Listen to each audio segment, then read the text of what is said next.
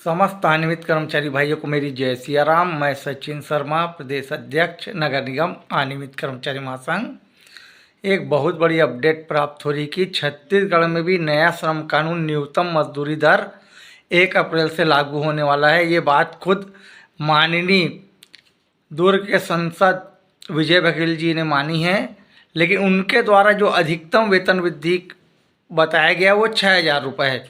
लेकिन मेरा ये मानना है कि अनियमित कर्मचारी जो अकुशल का पेमेंट पाते हैं उनके वेतन में लगभग 10 से 11,000 रुपये वेतन वृद्धि होगी, क्योंकि खुद जो श्रम कानून मंत्री हैं मनसुख मांडवी जी, उनके द्वारा खुद ये कहा गया है कि जो केंद्र सरकार न्यूनतम मजदूरी लागू करेगी वही न्यूनतम मजदूरी समस्त राज्य को देना है। तो मैं आपको बताता हूँ, अगर केंद्र सरकार द्वारा 21,000 रुपये न्यूनतम मजदूरी निर्धारित की जाती है तो छत्तीसगढ़ सरकार को भी 21,000 रुपये नीलतम मजदूरी यहाँ के अकुशल कर्मचारियों को देना पड़ेगा।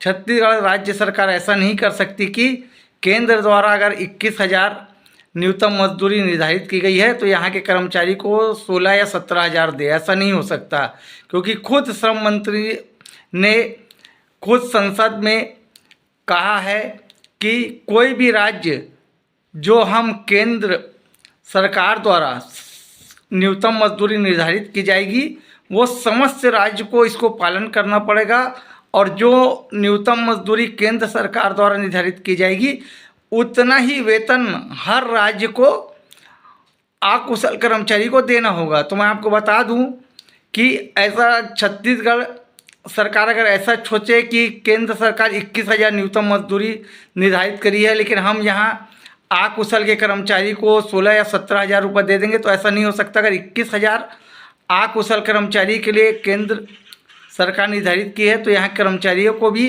अकुशल कर्मचारी को सरकार को 21,000 रुपये ही न्यूनतम मजदूरी देना पड़ेगा।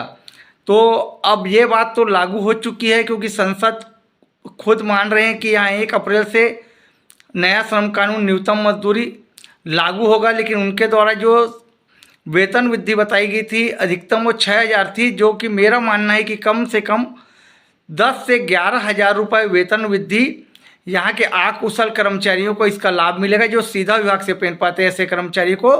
और जो बाकी रसोईया कर्मचारी और स्कूल सफाई कर्मचारी, मितानिन दीदियों, आंगनबाड़ी कार्यकर्ताओं और विधान महिला दीदी कर्मचारी को भी इस कानून का लाभ मिलेगा। उनके वेतन में भी लगभग 2,000 रुपये की वेतन वृद्धि होगी।